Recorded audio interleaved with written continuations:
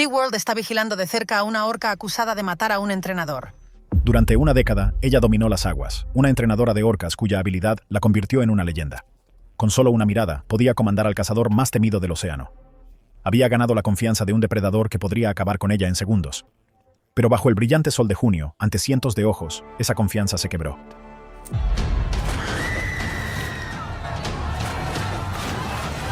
¿Qué convirtió una actuación perfecta en una tragedia inolvidable? Quédate con nosotros para descubrirlo. Antes de sumergirnos en la tragedia que sacudió el santuario Blue Sea, volvamos al sueño que lo inició todo. Un sueño nacido junto al mar mucho antes de los gritos y la sangre en el agua. Antes de los titulares que dejarían al mundo atónito, solo había una chica tranquila de pie en el borde de una costa rocosa en el norte de Francia, mirando al océano como si fuera algo que conociera de memoria. Mientras el mundo a su alrededor jugaba, reía y olvidaba, Elise Moreau miraba el mar con la intensidad silenciosa de alguien que escucha algo que nadie más puede oír, no una soñadora ni una turista, sino algo completamente diferente, como si ya fuera parte del océano y solo estuviera esperando a que la llevara de vuelta. Mientras la mayoría de los niños dibujaban superhéroes, Elise Moreau estaba dibujando asesinos, orcas asesinas para ser exactos. No les tenía miedo, estaba fascinada. La mayoría de los niños de su edad estaban pegados a los dibujos animados o persiguiendo balones de fútbol, pero Elise estudiaba la curva de la aleta de una orca, como si contuviera la respuesta a algo sagrado. El mar no era cálido ni acogedor en Bretaña, pero a Elise no le importaba. Cada grito lejano de un ave marina solo la sumergía más en un sueño que no tenía sentido para nadie más que para ella. Sus padres lo atribuían a una fase, algo de lo que crecería, pero nunca lo hizo. Cada verano la llevaban a la costa para que pudiera ver las olas. Ella nunca decía mucho. Sí, no tenía que hacerlo. Esa expresión en su rostro, concentrada, distante, casi reverente, lo decía todo. A los 14 años, conocía los nombres latinos de todas las especies de orcas. A los 17, estaba enviando correos electrónicos a parques marinos de todo el mundo pidiendo pasantías. Y justo después de su 19º cumpleaños, Elise hizo algo que nadie esperaba. Empacó sus cosas y dejó Francia atrás. No conocía a nadie en California. No tenía mucho dinero, pero tenía un objetivo: llegar al parque marino Blue Sea. El único lugar con el que había soñado desde que era niña, y de alguna manera lo logró. Llegó al santuario Blue Sea con nada más que una mochila y esa ambición obstinada. Elise comenzó donde todos los demás, fregando algas del concreto y cargando cubos de pescado descongelado que apestaban su ropa, pero ella era paciente y estaba concentrada. Sus compañeros de trabajo lo notaron rápidamente. Elise no solo hacía su trabajo, ella leía a los animales. Podía darse cuenta cuando un delfín estaba agitado antes de que siquiera saliera a la superficie y podía calmar a un león marino con solo un cambio de tono. La noticia se difundió rápidamente y las promociones siguieron.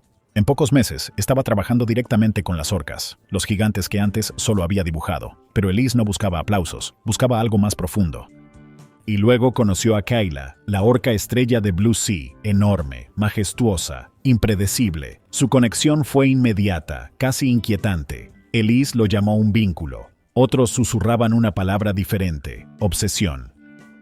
Pero había algo más, una sombra que seguía cada espectáculo perfecto, cada saludo entre especies. Kayla tenía un pasado, algo de lo que los entrenadores más antiguos no hablaban. Lo susurraban, pero tal vez fue olvidado o enterrado a propósito, y las cosas enterradas tienden a resurgir, especialmente en aguas profundas y oscuras. La libertad robada de Kayla nació en la naturaleza, en aguas profundas y oscuras, donde el océano se extiende infinitamente, y cada sonido que hacía el agua significaba algo. Pero cuando arrancas a una orca de su familia y la encierras tras un vidrio, algo dentro de ella no solo se rompe, espera. Y años después, cuando todos pensaban que finalmente se había adaptado, Kayla les recordó que las orcas nunca olvidan. Pero, ¿cómo terminó esta orca tras un vidrio?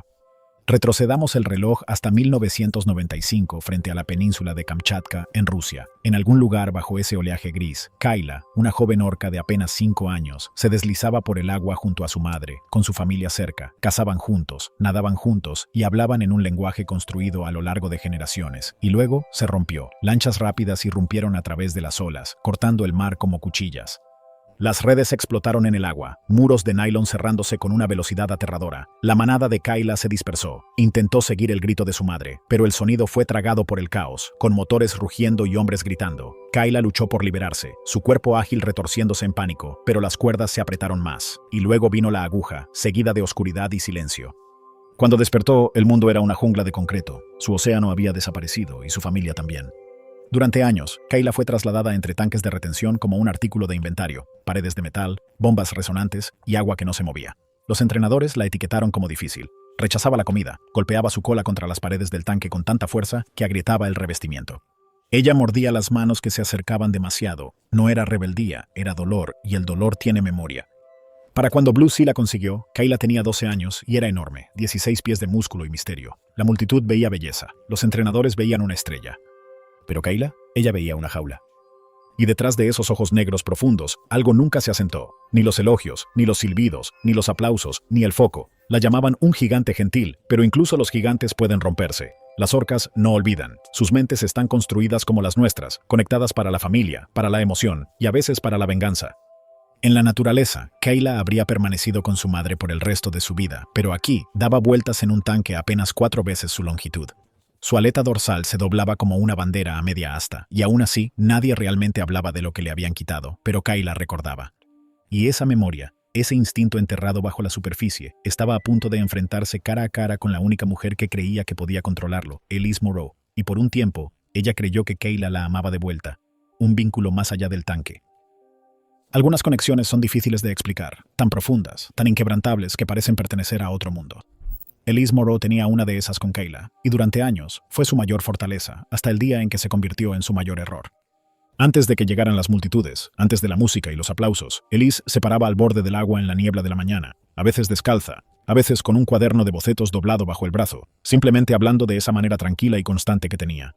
Sin silbatos, sin señales de mano, solo su voz, baja y calmada, llevándose sobre el agua quieta. Desde las profundidades, Kayla emergía, 6 toneladas de músculo moviéndose como seda, deslizándose hacia Elise con una confianza que parecía inquebrantable.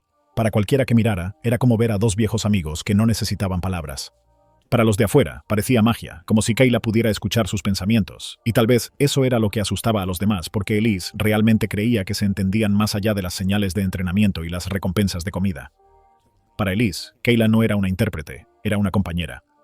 Pasaba el descanso dibujando los saltos de Kayla en un cuaderno gastado, planeando nuevos trucos para mantenerla interesada. Elise creía que conocía a Kayla mejor que nadie, cada movimiento de su aleta, cada clic bajo el agua, pero no todos estaban tan seguros. James, un nuevo entrenador con apenas 6 meses, notó cosas, como que Kayla dudaba al inicio de los ensayos, aguantaba la respiración más de lo habitual, rechazaba una señal. A veces fijaba sus ojos en el público, no con curiosidad, sino con una concentración fría e inusual. Él lo mencionó casualmente, pero Elise lo desestimó, sonriendo. Es solo Kayla siendo Kayla, decía, su confianza inquebrantable. La mayoría de los días funcionaba. Kayla ejecutaba cada giro, cada salto, su cuerpo de 6 toneladas moviéndose como si estuviera coreografiado por el mismo océano.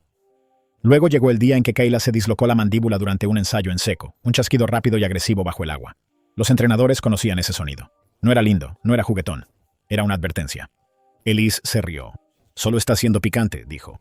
Pero James cruzó miradas con otro entrenador al otro lado de la plataforma. Nadie dijo una palabra, pero el silencio estaba cargado, porque en el fondo todos lo habían visto. Pequeños cambios en el comportamiento de Kayla, un retraso de una fracción de segundo en la respuesta y una extraña rigidez en sus giros. Elise los ignoró todos, confiando más en la historia que compartían que en las señales frente a ella. Y hasta esa semana había funcionado. Kayla había clavado cada acrobacia, alcanzado cada marca y hecho que el público jadeara en el momento justo. Pero los lazos, por muy profundos que sean, pueden desgastarse sin previo aviso, y cuando se rompen, no hacen ruido hasta que es demasiado tarde.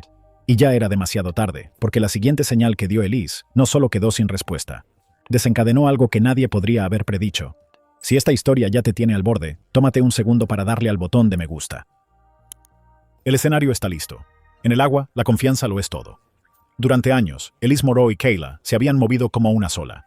Cada señal respondida, cada salto perfectamente sincronizado, cada momento en el centro de atención, una promesa silenciosa entre ellas. Pero en este día, esa promesa se sintió diferente. Nadie pudo nombrarlo exactamente, y tal vez por eso nadie detuvo el espectáculo. El 12 de junio en Santa Cruz fue el tipo de día con el que la gente sueña, el sol brillando sobre un cielo despejado. El aire, cálido y denso con el olor a sal y protector solar. El santuario del Mar Azul estaba vivo y rebosante. Familias entrando a las gradas, niños abrazando globos con forma del mismo animal que habían venido a ver, padres abanicándose con los programas. Dentro del anfiteatro al aire libre, cada asiento estaba ocupado. Los padres hojeaban los programas mientras sus hijos saltaban de emoción, y entonces la música comenzó. Ese sonido retumbante y sobreproducido que siempre significaba que algo grande estaba a punto de suceder. Damas y caballeros, retumbó la voz del locutor. Por favor, den la bienvenida a Elise Moreau y a la reina de las profundidades, Kayla. El lugar estalló en vítores, silbidos, teléfonos levantados en el aire y 800 personas atrapadas en el espectáculo. Y detrás del telón, Elise se subió la cremallera de su traje de neopreno y respiró como lo había hecho 1000 veces antes. Tranquila, serena y sin un atisbo de duda en su rostro. Pero detrás de ese telón, no todos sonreían. Más temprano esa mañana, Elise había ensayado la rutina con Kayla, los saltos dramáticos, los giros sincronizados, y el gran final, el salto de cohete que lanzaba a Elise alto sobre el agua como si estuviera volando. Había salido bien en papel, pero Kayla no parecía normal. Estaba lenta, sus movimientos estaban descoordinados. En lugar de deslizarse por el tanque como de costumbre, se movía lentamente, casi dudaba. Su aleta pectoral izquierda seguía temblando ligeramente, como si algo en ella estuviera fallando. Elise se lo tomó a risa. Está guardando su energía, dijo con esa sonrisa en la que todos confiaban. Sabe que es hora del espectáculo. La mayoría de los entrenadores lo creyeron, excepto James. Había estado con Kayla esa semana, y algo en sus ojos esa mañana se le había quedado grabado. No eran juguetones, no eran curiosos. Estaban fijos, como si estuviera siguiendo algo invisible, como si algo estuviera a punto de moverse. Aún así, el espectáculo tenía que continuar. Las puertas se levantaron. Kayla se deslizó hacia el centro de atención, su cuerpo negro y blanco cortando el tanque como una cuchilla. La multitud jadeó, los teléfonos hicieron clic y los niños chillaron de alegría. Elise dio un paso adelante, brazos abiertos, la estrella del espectáculo. Todo parecía perfecto, pero esa sensación de inquietud, la que James no podía sacudirse, no se había ido a ninguna parte. Solo estaba esperando, y la multitud, perdida en la emoción del momento, no lo vio venir, no hasta que fue demasiado tarde. El ataque se desató. Comenzó como tantas tragedias, silenciosamente. No hubo gritos ni advertencias, solo un cambio, tan pequeño que podrías pasarlo por alto si no eras quien estaba al borde del tanque. Como de costumbre, Elise llevó el silbato a sus labios, la señal tan familiar para ella como respirar, indicando a Kayla que hiciera un movimiento característico. Kayla debería haber respondido al instante, lanzándose en movimiento como lo había hecho 1000 veces antes, pero no lo hizo. La orca se detuvo bajo la superficie, inmóvil, salvo por el leve movimiento de sus aletas pectorales. La multitud esperó, Elise esperó, y luego silbó de nuevo. Esta vez añadió una suave señal vocal, su voz cálida y persuasiva. «Arriba, chica. Vamos. Aún nada». En cambio, Kayla avanzó lentamente, deliberada, su masa cortando el agua sin hacer ruido. En el último momento, se desvió del curso, rozando las piernas de Elise con el peso pesado y frío de algo vivo y antiguo. El contacto hizo que la piel de Elise se erizara. Soltó una pequeña risa incómoda en su micrófono. «Está juguetona hoy», le dijo al público, ocultando la inquietud en su voz. Algunas personas se rieron. Kayla dio la vuelta. El movimiento fue repentino, demasiado rápido para seguirlo, y luego hubo un impacto, una fuerza contundente desde abajo que derribó a Elise y la lanzó al agua. El chapoteo provocó jadeos en las gradas, pero aún no estaban alarmados. Desde la distancia, todavía podría ser parte del acto. Luego el agua cambió. Se agitó violentamente cuando Kayla cerró sus mandíbulas alrededor del brazo izquierdo de Elise. La mordida fue rápida y precisa. El grito de Elise fue ahogado por el tanque. La sangre se elevaba en espirales lentas. Ella se agitaba, burbujas rompiendo en la superficie, su mano libre arañando el borde. Los entrenadores en la cubierta se quedaron congelados, atrapados entre la incredulidad y la acción. Kayla no soltó. Arrastró a Elise hacia abajo, la masa blanca y negra girándola en un brutal giro depredador. Volvieron a aparecer, Kayla sacudiendo a la entrenadora inerte a la vista de cientos. Ahora estaba claro para todos que esto ya no era un espectáculo, sino un ataque en toda regla. Los jadeos se convirtieron en gritos, y se vio a madres cubriendo los rostros de sus hijos. En algún lugar alguien gritó: «Eso no es parte del espectáculo». Elise salió a la superficie una vez, solo el tiempo suficiente para tomar aire, su rostro pálido de pánico. Alcanzó la plataforma, casi la tocó antes de que Kayla la arrastrara de nuevo hacia abajo, y con más fuerza esta vez. Sonaron las alarmas. Los entrenadores se apresuraron a buscar redes. Una boya cayó al tanque en un intento desesperado por alejar a Kayla, pero ella la ignoró. No porque quisiera, sino porque se estaba cansando bajo la feroz batalla con el depredador. El ataque duró menos de 2 minutos, pero cada segundo se alargó en algo insoportable. Cuando Kayla finalmente la soltó, Elise flotó inmóvil, su cabello extendiéndose a su alrededor como algas, con los ojos abiertos pero sin ver. Y luego, sorprendentemente, Kayla atacó de nuevo. Esta vez, la agarró del torso, la fuerza revolviendo el agua en una espuma roja. El cuerpo de Elise se sacudió bajo el agarre, sus piernas pateando débilmente antes de desaparecer en lo profundo. La música, aún alegre y repetitiva, sonó durante unos segundos surrealistas más antes de que alguien cortara el sonido. Lo único que quedaba era el caos, el chapoteo del agua contra el vidrio, los gritos de los entrenadores y el pánico creciente en las gradas. Un auricular flotó a la superficie, el de Elise. Se balanceó una vez, 2 veces, luego derivó hacia la pared lejana mientras la sombra de Kayla se movía más profundo en el azul, alejándola del vidrio, lejos del rescate. El espectáculo no había terminado. Solo se había convertido en algo primitivo, y lo peor de todo, esto era solo el comienzo. 9 minutos de terror. Pensarías que 9 minutos no podrían cambiarlo todo, pero en ese tanque, 9 minutos se sintieron como una eternidad. Kayla no estaba jugando, no estaba actuando. Estaba arrastrando a Elise con una precisión aterradora, torciendo su cuerpo con la fuerza bruta de un depredador de 6 toneladas. Cada vez que Elise salía a la superficie, jadeando, con los ojos muy abiertos, sus labios manchados de sangre, el sonido de la multitud se elevaba como una ola de pánico. La gente ya no aplaudía, estaban gritando. Y a pesar de todo, Kayla seguía adelante. No la compañera juguetona con la que Elise una vez bailó frente a cientos, sino algo irreconocible, sus ojos vacíos, su agarre brutal. Adolescentes se quedaron congelados, teléfonos temblando en sus manos, todavía filmando. El agua estaba teñida de rojo ahora, gruesas nubes de ello girando bajo el vidrio como humo. «¡Hagan algo!», gritó alguien. Los entrenadores se apresuraron, sus voces quebrándose mientras gritaban el nombre de Kayla, tratando de devolverla a la rutina. Arrojaron peces, boyas brillantes y golpearon postes contra el tanque. Nada. James, apenas manteniéndose, intentó lanzar la red de emergencia, pero se enredó. Maldijo, rasgándola con manos temblorosas, mientras Elise era lanzada contra la pared con una fuerza que silenció a la multitud.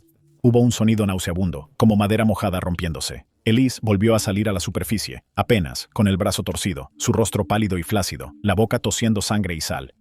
Extendió la mano hacia la plataforma, tan cerca, los dedos rozando el borde, y luego Kayla la arrastró de nuevo hacia abajo, esta vez más profundo. Las luces se volvieron rojas, las alarmas chillaron, pero Kayla no se inmutó. Rodeó el tanque como si fuera suyo, arrastrando el cuerpo inerte de Elise en vueltas lentas y deliberadas. Su traje de neopreno rasgado flotaba detrás de ella, el rostro oculto bajo mechones de cabello oscuro empapado.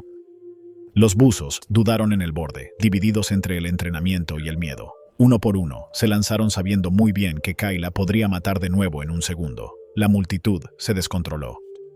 Algunos salieron corriendo llorando, otros se quedaron inmóviles, viendo el horror desarrollarse como una pesadilla de la que no podían despertar. Se oían niños llorando, padres susurrando, «está bien», cuando claramente no lo estaba. 9 minutos, eso es lo que duró. Pero para todos en ese estadio, se sintió como una eternidad. Pero la pesadilla no terminó ahí. Lo que vino después los atormentaría aún más. Compártelo con amigos que piensan que lo han visto todo porque lo que sucedió después les demostrará que están equivocados. El silencio después de la tormenta. El espectáculo había terminado, pero nadie aplaudió. Nadie se movió. Solo había silencio, del tipo que no se asienta sino que crece. La superficie del tanque se había quedado inquietantemente quieta, como si intentara borrar lo que acababa de suceder, pero el daño no podía ser borrado. Elise Moreau fue sacada del agua como una muñeca rota, flácida, golpeada, apenas reconocible. Su traje de neopreno estaba hecho jirones, sus extremidades torcidas de maneras en que el cuerpo humano nunca debería doblarse, sus ojos sin vida fijos en la nada. Kayla flotaba cerca, su enorme forma derivando como una sombra sin peso, sin urgencia, como si la horca ya hubiera seguido adelante pero los humanos no. Los paramédicos irrumpieron, resbalando en los charcos, sus guantes de látex temblando mientras intentaban revivir a alguien que todos sabían que ya se había ido. Aún así, le comprimían el pecho una y otra vez, rodeados por el nauseabundo olor a cloro y pánico. La multitud ya no gritaba. La arena, hace minutos resonando con risas, ahora sonaba como una iglesia después de un funeral. Los padres cubrían los ojos de sus hijos. La seguridad se movía rápidamente, pero sus voces eran apagadas, más de lamento que de mando. «Sigan caminando», decían. Pero nadie caminaba como si estuvieran saliendo de un parque temático. Caminaban como si estuvieran saliendo de una escena del crimen. Detrás del escenario era peor. James no podía dejar de temblar. El tanque que antes resonaba con música y vítores ahora zumbaba con el leve murmullo de las máquinas médicas y el escalofriante lamento de alguien en las gradas, probablemente una madre que acababa de ver una pesadilla desarrollarse en tiempo real. Afuera, las camionetas de noticias comenzaban a alinearse como buitres en una cerca, cámaras listas y preparadas. Los titulares ya se estaban escribiendo antes de que el cuerpo de Elise hubiera siquiera dejado la plataforma. Dentro, el parque se estaba cerrando, luces apagadas, puertas cerradas, atracciones congeladas a medio movimiento. Todo el lugar se sentía como un escenario abandonado después del acto final no planeado. Y luego vinieron los susurros del personal, de los entrenadores, de los que habían trabajado con Kayla y visto cosas de las que se les dijo que no hablaran, incidentes que se pasaron por alto, sustos que se ocultaron.